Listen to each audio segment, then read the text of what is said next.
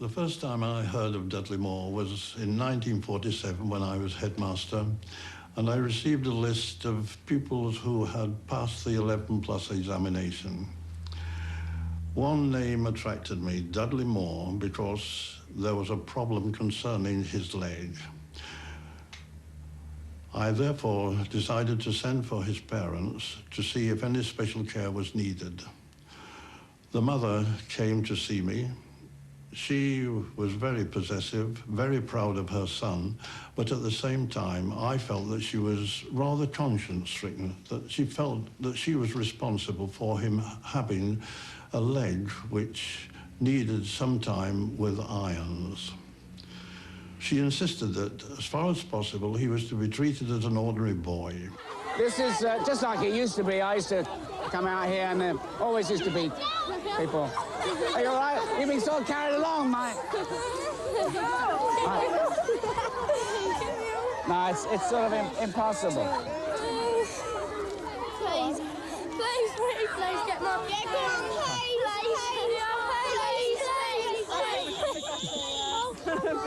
Calm down a little bit, you lot, or else! I used to play the organ here when I was, I suppose, 15. I used to sing in the choir. It was a very central part of my existence. I mean, it used to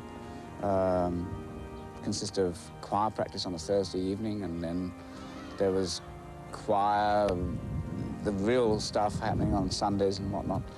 And the best time was when I came here at Christmas and Easter, all the festival times. And I was playing the organ, and basically I was very interested in looking down at the audience, because I was, playing the organ like this, and then, sort of looking down the church at all these wonderful people who are coming to give thanks for a harvest, or give thanks that Christ was born, or give thanks generally. It was told me that I should go into King's College, Cambridge, and try for the organ scholarship there. I found it a little daunting to go to King's College, Cambridge, and try an organ scholarship.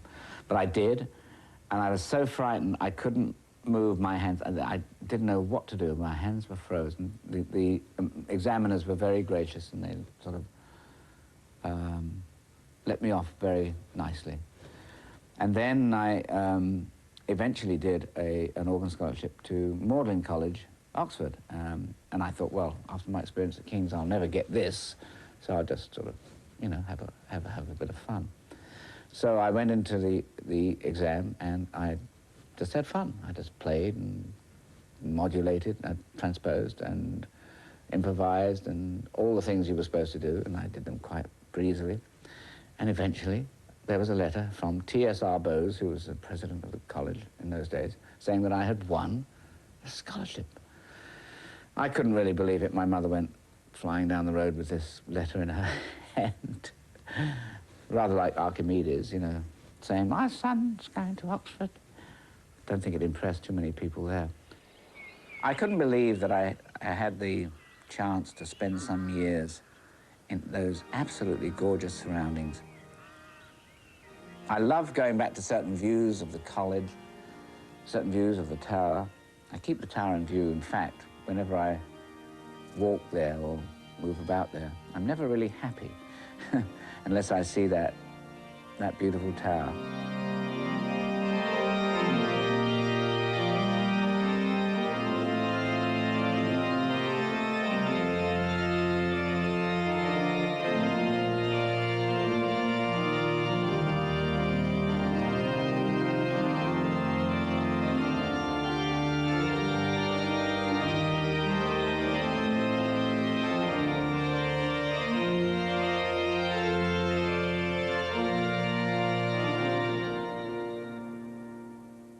It was obvious from the word go with Dudley that he was a very talented musician, and it was also extremely difficult to know which way he was going to turn, whether he was going to become a really good jazz pianist or a classical pianist, or what he was going to do.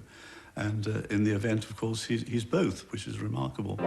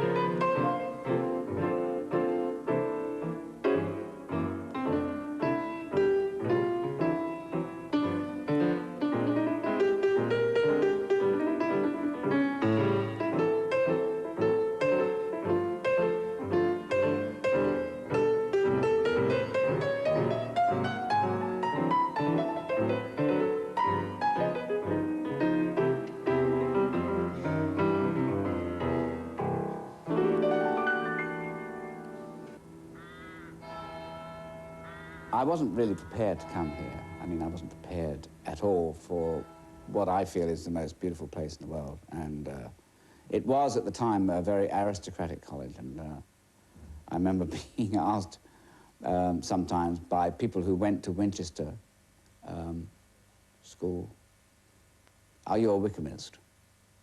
Oh, I said, no, I'm actually from the county high school, Dagenham, actually. They said, oh, right.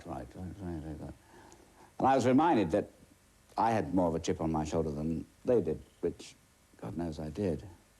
I was very, I think all my life was very technicolored at the time, and I remember going to a party and my heart being in my mouth when I was going along, because just because my heart used to be in my mouth a great deal of the time then.